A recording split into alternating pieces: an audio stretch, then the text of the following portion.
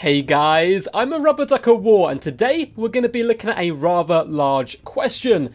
Did Total War Warhammer save the RTS genre? A bold question, I know. I can already hear people screaming at their monitors, but please hear me out first. So first, what do I mean by RTS? Well, if you've clicked on this video, I'm sure you most likely know, but for those who don't know, RTS stands for Real-Time Strategy. Wikipedia says, real-time strategy is a subgenre of strategy video games, in which the game does not progress incrementally in turns. Real-time strategy games allow for all players to simultaneously play the game in real time. This is contrasted by turn-based strategy, TBS games, where players must take turns to play. So, pretty simple stuff to understand. One is turn-based, like a game of Monopoly for example, and the other is played all at the same time in real time. Now, technically, the Total War games are both real-time and turn-based, depending on what you're doing in the moment, but we're going to put that to the back of our minds for now. For us to answer the question, we have to briefly look at the rise and fall of the RTS genre as a whole. Now, in my childhood, the wild 90s, RTS games were hugely popular. I can still remember passing around a disc of Dawn of War between friends, so we could all hop into some games together and spend hours and hours battling it out, trying to outwit each other. Oh, the days before Steam, where one disc could work on multiple PCs. Franchises such as Stronghold, Army Men RTS, Dawn of War, and Total War itself were birthed into the world. Tactical minds duking it out over a pixelated battlefield, encouraging skills like micromanagement and tactical boldness. A never-stopping fluid game of chess. I think part of my love for RTS games and many other people can be perfectly summed up by one Uhtred of Bebbanburg, a character from the fantastic novels by Bernard Cornwell and his thoughts on war. The quote goes, "The joy of battle was the delight of tricking the other side, of knowing what they will do before they do it, and having a response ready so that when they make the move that is supposed to kill you, they die instead." Now, this all sounds rather lovely, but it doesn't look like there's much that needs to be saved. But then along comes the meteoric rise of first-person shooters and larger multiplayer games. Now, first-person shooters are of course not the only reason the RTS genre crumbled and started to rot. They are, and still to this day to some degree, hard games to understand. If you're watching this may be hard to visualize, because you yourself most likely play RTS games, but there is a lot more going on an Age of Empires screen than there is on one of Call of Duty. One man with one gun and a simple goal versus hundreds and hundreds of moving units, build menus, multiple attack formations and types of units, it can get pretty messy. With more companies focused on streaming and video content to help advertise their games, simplicity is key to attract the most amount of people. Now, you probably expect this section of the video to be me slating popular games and climbing to the highest towers to yell like a madman into the wind about the superiority of the RTS genre. And I'm afraid you would be wrong. I love first-person shooters. They're high adrenaline fun that makes a massive amount of ability, awareness and gun skill, and I'm a big fan of many games across the board. I will say, however, the more popular other genres become, some of the older ones kinda get tossed to the side, such as RTS, which might lack the immediate action a younger gamer is looking for. Someone at my work recently watched a video of mine and said they really enjoyed it and wanted to learn more, but they were completely overwhelmed by all that was happening. So the longer the gaming industry focuses on grabbing the attention of youngsters and taking advantage of Twitch and YouTube, the more RTS will suffer, and suffer the genre did. I've had to watch many game franchises I love die as they got less and less popular, meaning they had less money for future games, and so decreased the quality as they went out in a sad whimper. But there is hope.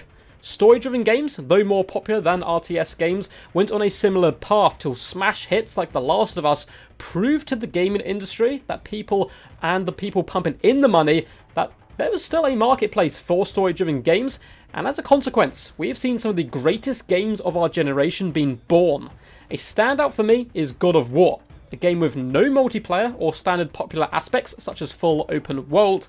Instead, a game designed around storytelling was amazingly successful, and the creator of the game went on to talk about The Last of Us being a spark that allowed them to get their foot in the door and start showing people the possibilities of bringing back elements of gaming thought on the decline.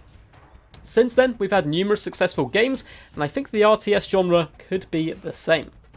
At this point of the video, you're probably bubbling with rage, scratching your monitors, and trying to Google my address so you can hunt me down, because you'll be saying, "Oi, you, duck guy, there's a load of popular RTS games that I love."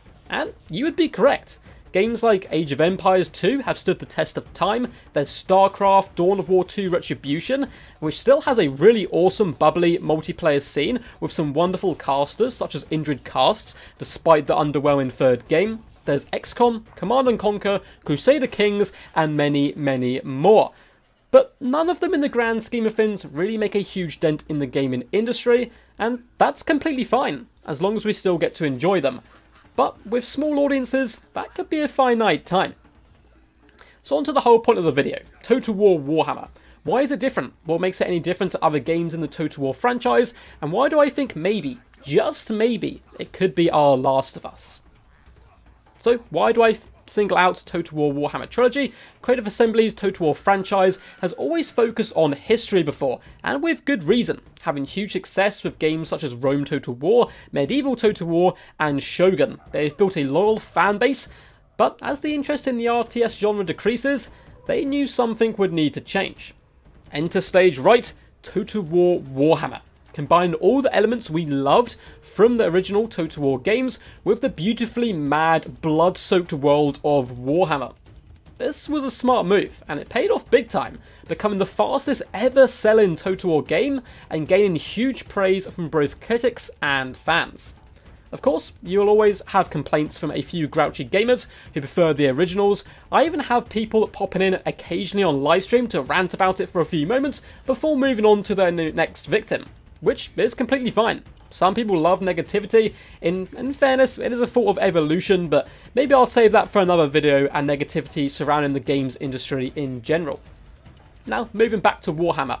Moving on to Warhammer was a smart move for two reasons. One, it shook up the old formula, adding magic and monsters and all those wicked elements of fantasy, which drags people into the world of the game that maybe the history side couldn't do anymore. I love my history. Ancient warfare is something I've always been fascinated with, but I think the fantasy world, particularly with the rise of pop culture fantasy powerhouses such as Game of Thrones and The Witcher, currently have a little bit more pull. And from my experience, history fans and fantasy fans tend to blend over into each other, and it also stops Total War having to rely on nostalgia. Number 2, the Warhammer Universe is a titanic worldwide franchise with books, video games, and all manner of creative outlets, but is at its heart a franchise based around a tabletop tactical game. And I'm sure you guys can see where I'm going with this. Huge franchise about a tactical game and the RTS genre, a perfect fit for each other. It was a risk though, and a big one in fact. In hindsight, it would be easy to say of course it would work, but from the offset, it was a very ambitious project and would be the most challenging Total War game to make to date. But boy, oh boy, did CA pull it off. More players than ever before, and the multiplayer scene has never looked so good as it has with the Warhammer franchise, which you can see through the rise of YouTube channels such as Turin, who is leading the charge to push Total War into an esports style game, which is fantastic to see. The game and subsequently the genre moving to match modern times with esports being such a huge part of popular gaming is always fantastic. So, more people buying Total War games than ever before, a more diverse set of fans, and a push towards modern forms of gaming. Could this be the Last of Us style catalyst the RTS genre needs? Well, it's already happening. If you have seen the Total War Warhammer 3 trailers and sneak peek footage, you will know that they've had a big increase in their budget, considering what they had on Total War Warhammer 1, the first game, and the success is starting to feed itself. To wrap up this video, I want to give you some of my own thoughts on the success of Warhammer.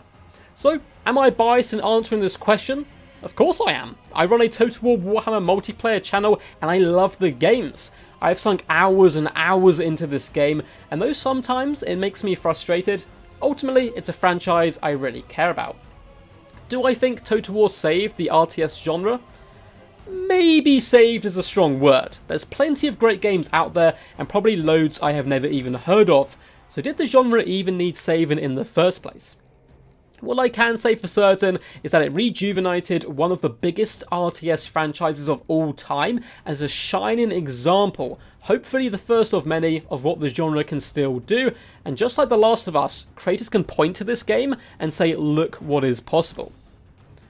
Total War Warhammer may or may not have saved the genre. I'll leave that up to you to decide with my argument laid out before you, but I can certainly say it helped save me. My channel, based around the game, has been something to focus on and take pride in what has been some of the darkest times for all of us. I hope you guys enjoyed this brief video. I didn't want to make it a huge essay, but just get you guys thinking about these questions and the impact games can have on the genre and ourselves.